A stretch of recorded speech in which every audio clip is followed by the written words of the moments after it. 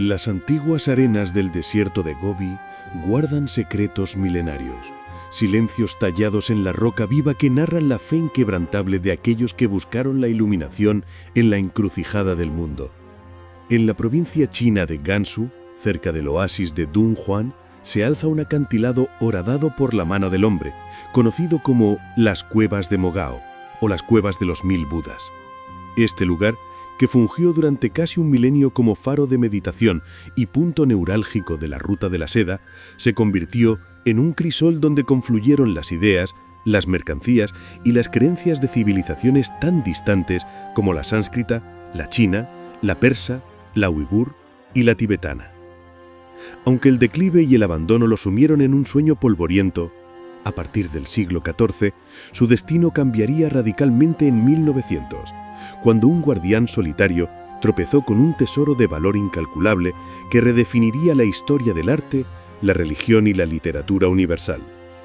Lo que yacía oculto por siglos, un archivo secreto de pergaminos, textos budistas y documentos seculares, se convertiría rápidamente en un objeto de deseo global, desencadenando una controversia que aún resuena entre Oriente y Occidente, un acto de rescate académico o un expolio cultural sin precedentes.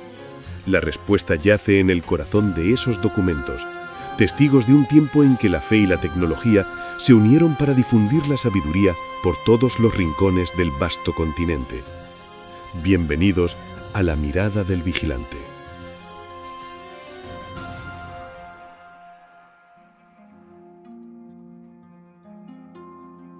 Las antiguas arenas del desierto de Gobi guardan secretos milenarios, silencios tallados en la roca viva que narran la fe inquebrantable de aquellos que buscaron la iluminación en la encrucijada del mundo. En la provincia china de Gansu, cerca del oasis de Dunhuang, se alza un acantilado horadado por la mano del hombre, conocido como las Cuevas de Mogao o las Cuevas de los 1000 Budas. Este lugar, que fungió durante casi un milenio como faro de meditación y punto neurálgico de la Ruta de la Seda, se convirtió en un crisol donde confluyeron las ideas, las mercancías y las creencias de civilizaciones tan distantes como la sánscrita, la china, la persa, la uigur y la tibetana. Aunque el declive y el abandono lo sumieron en un sueño polvoriento a partir del siglo XIV, su destino cambiaría radicalmente en 1900, cuando un guardián solitario tropezó con un tesoro de valor incalculable que redefiniría la historia del arte, la religión y la literatura universal. Lo que yació oculto por siglos, un archivo secreto de pergaminos, textos budistas y documentos seculares, se convertiría rápidamente en un objeto de deseo global, desencadenando una controversia que aún resuena entre Oriente y Occidente, un acto de rescate académico o un expolio cultural sin precedentes. La respuesta yace en el corazón de esos documentos, testigos de un tiempo en que la fe y la tecnología se unieron para difundir la sabiduría por todos los rincones del vasto continente. La epopeya de Mogao, tallada a partir del año 366 después de Cristo, tras la visión de 1000 Budas dorados que tuvo el monje Yuezhun, es una crónica pétrea del florecimiento cultural y espiritual de Asia Central. Durante siglos, esta importante encrucijada en el extremo oriental del desierto de Taklamakan se mantuvo vibrante gracias al constante flujo de mercaderes y monjes que transitaban por las rutas de la seda del norte y del sur. Fue precisamente en medio de estas cuevas, que albergan 492 templos conocidos, donde se gestó uno de los hallazgos arqueológicos más importantes del siglo XX. El autoproclamado guardián de las cuevas, el monje taoísta Wang Yuanlu, mientras restauraba una cueva pintada en 1900, descubrió una puerta falsa al lado de la entrada, revelando la cueva de la biblioteca, Cueva 17. La cueva escondida contenía una pila inmensa de escrituras antiguas que ocupaban hasta 3 metros de altura y apenas dejaban espacio para 2 personas. Se estima que se encontraron más de 60.000 documentos escritos, fechados entre los siglos IV y XI. Este compendio textual, conocido hoy como los manuscritos de Dunhuang, abarcaba un espectro asombroso de conocimientos, desde historia, política, leyes, costumbres populares y literatura, hasta tratados de medicina, astronomía y geografía. Aunque la gran mayoría de los textos estaban escritos en chino, esta biblioteca reflejaba el carácter cosmopolita de la región, incluyendo escritos en sánscrito, tibetano antiguo, más de 10.000 piezas, jotanés, sogdiano, uigur, hebreo, siríaco y árabe. El contenido de estos manuscritos budistas, que iban desde sutras, textos tántricos, comentarios y códigos morales, se presentaba como una fuente inagotable para la comprensión del Dharma y la reconstrucción histórica del Asia medieval. El arte dentro de las cuevas complementaba esta vasta biblioteca, con más de 45.000 metros cuadrados de murales pintados y cerca de 2.400 estatuas de arcilla.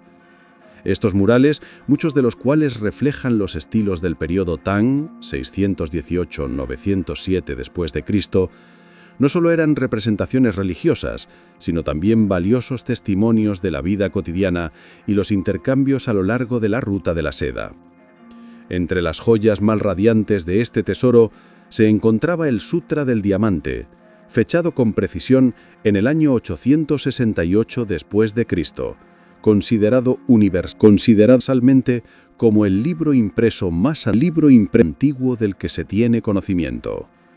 Este rollo horizontal de 5 metros, realizado mediante la técnica de la silografía o impresión con bloques de madera, ilustra el papel fundamental del budismo mahayana en el desarrollo de la imprenta en China, motivado por el deseo devocional de difundir el Dharma a gran escala para acumular mérito. El sutra, que comienza con la frase «así he oído», ofrece profundas enseñanzas sobre la vacuidad y el principio de no permanencia, instando al desapego del ego mental para la importancia histórica y tecnológica de los documentos de Dunhuang no se limita solo al Sutra del Diamante, sino que se extiende a todo el periodo de la dinastía Tang, una época dorada de avances científicos y técnicos en China. La popularización de la impresión en bloque de madera, evidente en los manuscritos de Mogao, hizo que la palabra escrita fuera accesible a un público mucho más amplio, promoviendo la alfabetización y ampliando la reserva de talentos que eventualmente ascenderían en los exámenes imperiales. Esta época también vio invenciones mecánicas sofisticadas. Aunque las grutas son famosas por su arte búdico, también reflejan la ciencia de la época.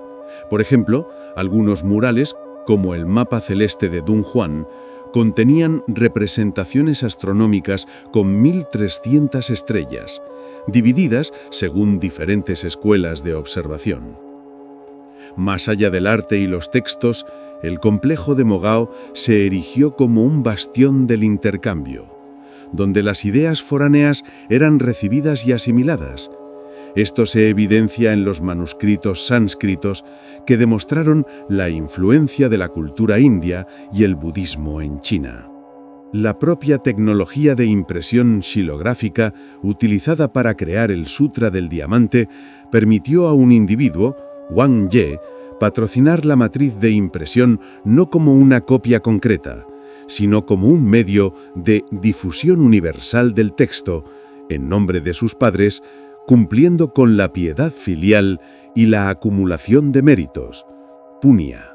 El concepto de la sabiduría en el budismo, simbolizada como una cuchilla hecha de diamante, Vajrachedika Praxya Paramita Sutra, es la metáfora perfecta para el conocimiento profundo que perfora la ilusión de la realidad y que se oponía al mero conocimiento teórico o al estudio escolar amanuense. La vida de aquellos monjes en las lúgubres cuevas, buscando la iluminación a través de la meditación y el estudio austero de estos textos sagrados, contrasta con el estruendo que se produciría con la llegada de los forasteros a principios del siglo XX, un evento que dispersaría irrevocablemente el tesoro espiritual y cultural. El conocimiento de este vasto archivo pronto despertó la codicia y la fascinación en Occidente.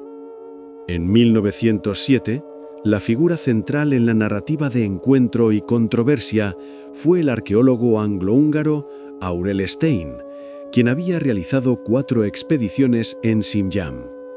Stein, financiado principalmente por el Raj británico e impulsado por el interés geoestratégico en la cartografía de Asia Central, llegó a Dunhuang basando sus cálculos de travesía en las crónicas de pioneros como Xuanzang y Marco Polo. Tras contactar con Wang Yuanlu, se inició un tenso tira-y-afloja por los documentos, con la ayuda del asistente de Stein, Jiang Xiaowan. Stein, en su relato On Ancient Central Asian Tracts, documentó detalladamente cómo se ganó la confianza del monje y consiguió obtener miles de rollos por una suma de dinero que él consideró una justa compensación. Aunque las cifras varían, se habla de un coste que osciló entre 130 y 220 libras esterlinas, equivalente a unas 21.400 libras ajustadas a la inflación de 2023 por el botín. La motivación declarada de Stein era puramente académica, buscando rescatar para la erudición occidental todas aquellas reliquias que, según él, estaban destinadas a perderse tarde o temprano por la indiferencia local. Sin embargo, esta visión altruista fue recibida con inmensa indignación por parte de los chinos.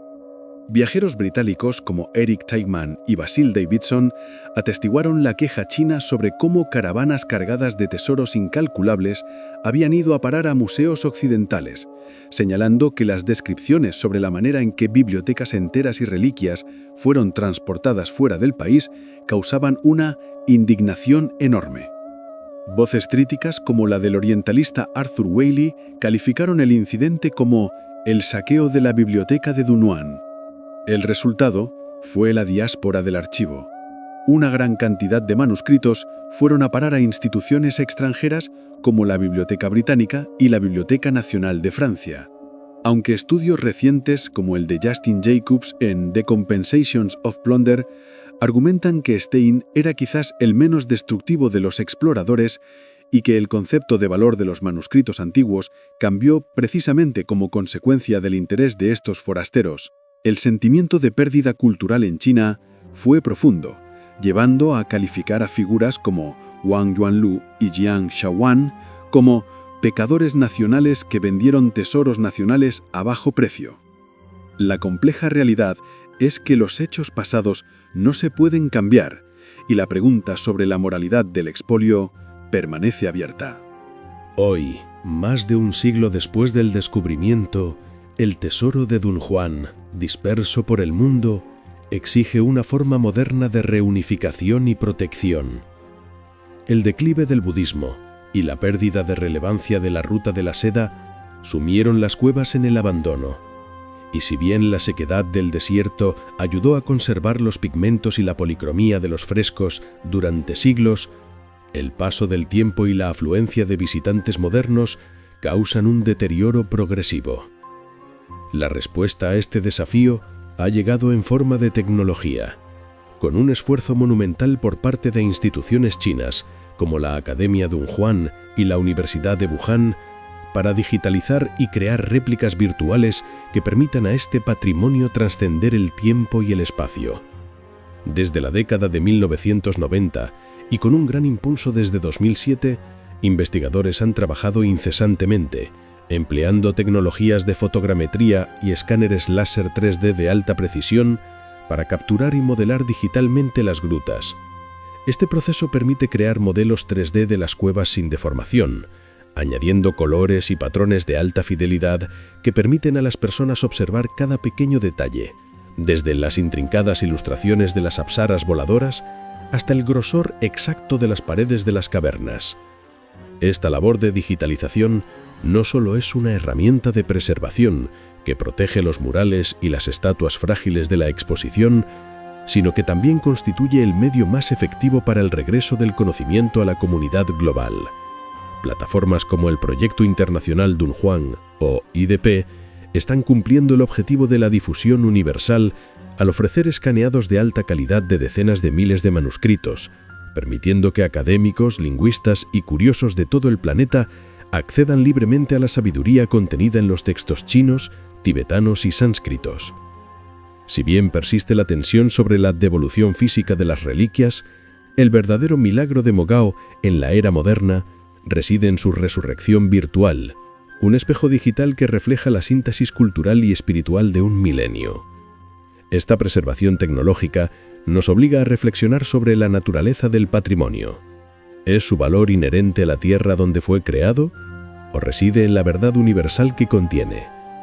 El Sutra del Diamante nos enseña que la forma es vacío, el vacío es forma, una enseñanza que cobra una resonancia singular cuando contemplamos cómo los tesoros de Dunhuang, despojados de su soporte físico original y convertidos en luz y código digital, encuentran su verdadera inmortalidad al estar disponibles para todos, disolviendo las fronteras impuestas por el desierto, el tiempo y las naciones.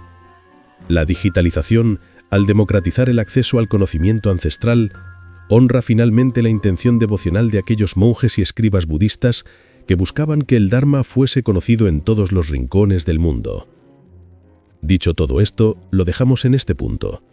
No quisiera irme sin antes decirles, como siempre, ámense, quiéranse mucho y ante todo y sobre todo, sean muy felices. Hasta el próximo vídeo.